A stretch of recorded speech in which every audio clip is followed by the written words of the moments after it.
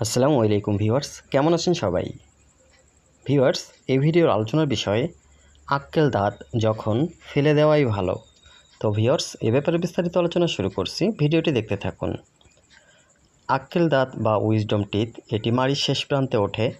সাধারণত বয়স যখন 18 থেকে 20 বছর বা 22 বছর হয়ে থাকে তখনই কিন্তু এই আক্কেল দাঁত উঠতে দেখা যায়।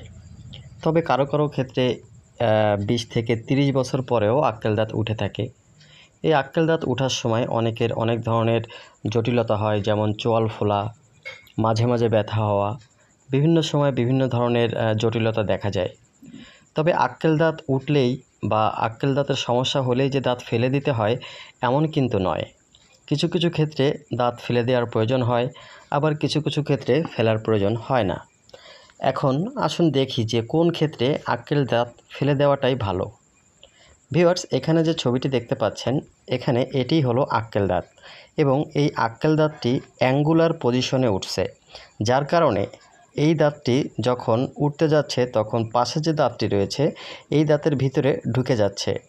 এখানে যতটুকু একটু ঘন কালো দেখা যাচ্ছে এতটুকু অংশ দাঁতের নষ্ট হয়ে গেছে, অর্থাৎ এই আক্কেল দাঁতের কারণে এই দাঁতটির এতটুকু অংশ কিন্তু নষ্ট হয়ে গেছে, শুধুমাত্র এই অ্যাঙ্গুলার পজিশনের জন্যে। তো যদি কারো আক্কেল দাঁতের সমস্যা হয়ে থাকে, প্রথমত আপনাকে এক্স-রে করাতে হবে। এক্স-রে পজিশন দেখেই একজন অভিজ্ঞ ডেন্টিস্ট বলতে পারবে আপনার আক্কেল দাঁতটি রাখা ঠিক হবে নাকি ফেলে দিলে ভালো হবে।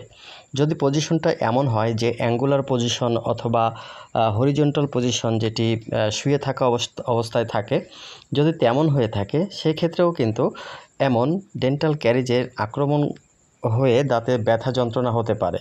অর্থাৎ এমন অবস্থায় একই সঙ্গে দুইটি দাঁত আপনার নষ্ট হতে থাকে। যদি পজিশন এমনটি হয় তাহলে তা ফেলে দেওয়াই ভালো, কারণ সেই আক্কেল দাঁতটি যদি আপনি না ফেলে দেন তাহলে কিন্তু কিছুদিন বাদে বাদে আপনার ব্যথা হবে, যন্ত্রণা হবে এবং আক্কেল দাঁতের আগে যে দাঁতটি থাকে এই ভালো দাঁতটি পুরোপুরিভাবে নষ্ট করে দিবে।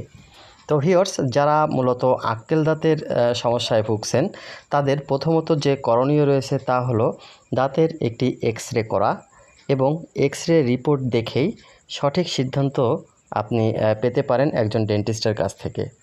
তো ভিউয়ার্স, ভিডিওর আলোচনা এই পর্যন্তই। ভিডিওটি ভালো লাগলে শেয়ার করবেন আর চ্যানেলটি ভালো লাগলে সাবস্ক্রাইব করে রাখতে পারেন দাঁত সম্পর্কে জানার জন্য। সবাই ভালো থাকবেন।